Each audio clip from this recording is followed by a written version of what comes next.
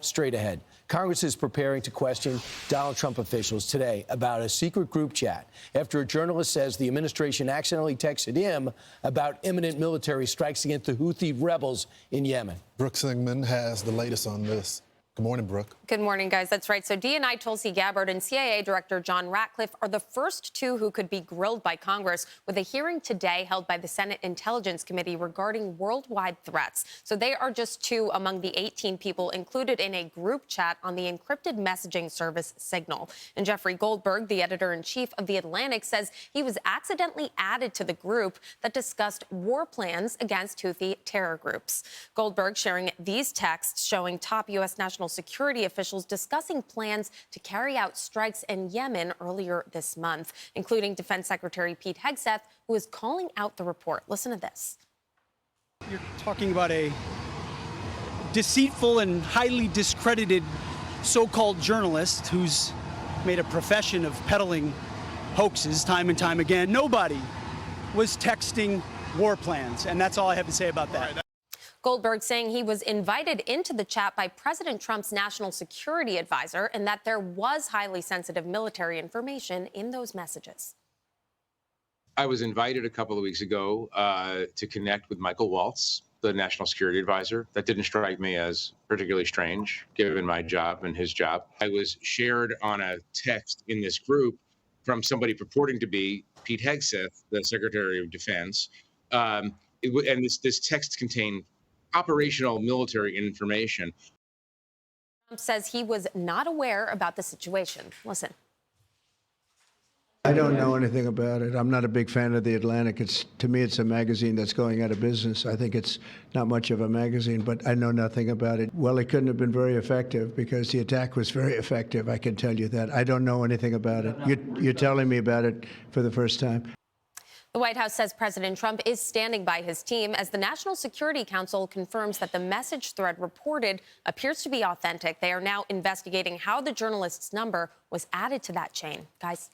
Well, thank you very much, Brooke. Well, I read the article, and it says that somebody identifying themselves as Mike Waltz added that person. I was talking to somebody in federal law enforcement last night, and they said that just based on having read the Atlantic article, what was revealed was classified and top secret. And this person, who's been down in D.C. for many years, has never heard of government officials at that level using Signal for stuff like that. And you know, Kayleigh, having been in the White House, there are certain top secret gizmos and venues that they use, and you don't use a commercial app that can be hacked. Yeah, there's a channel that you're supposed to stay on with that kind of information. Now, I heard someone on CNN suggesting maybe there were Signal apps added to government devices somehow. All that remains to be seen, but I imagine the White House press shop would have gotten that information out by now if that were the case. Look, this was an obvious mistake, obviously. I will say, you know, as my dad says, when you eat crow, you got to eat it hot. And the National Security Council ate it while it was hot. They did not try to deny this. They came out. They said this appears to be authentic. Good on them.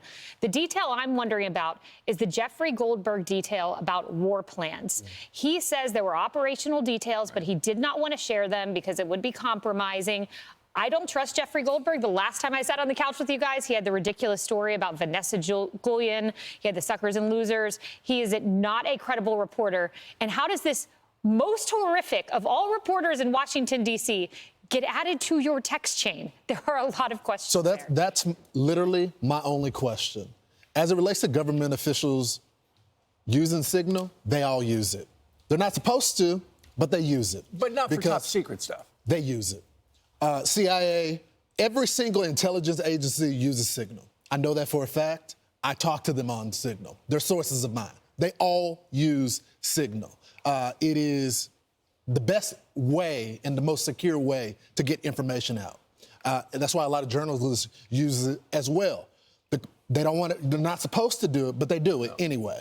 I don't understand how he got on this chain, especially when you add someone to Signal, there's an alert that shows you that someone else, if you don't have their contact, there's someone that's new that's been added to it.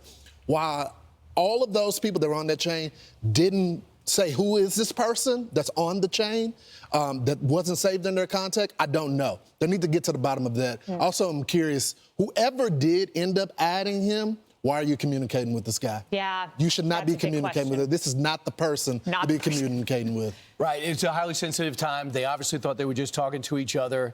The context of it, the pushback from J.D. Vance on the operation is fine. I have no problem with that. Yeah. If you could respect somebody and have a different opinion, people have hung up on that. Where you stand is one thing. Obviously, to me, it was a mistake. But when I'm reading in Politico that Mike Waltz is in trouble, and I think that there's not a chance in heck. The thing that gets you in trouble with President Trump is disloyalty and duplicity, not mistakes, in my view. You work for him. We've known him I've known him for a long time. That's my view. And if something was going to happen, they would have brought it up already. I'm curious to see what the fallout is, but expect every Democrat to say, I finally got something. This is something they're going to focus on as the House is in session. That's right. And they're going to start today. And so they have given the Democrats now have a tangible hammer to hit the administration with. And it's worth mentioning the Houthi strike was very successful. So operationally, it went off without a hitch. I'm Steve Doocy. I'm Brian Kilmeade. And I'm Ainsley Earhart. And click here to subscribe to the Fox News YouTube page to catch our hottest interviews and most compelling analysis.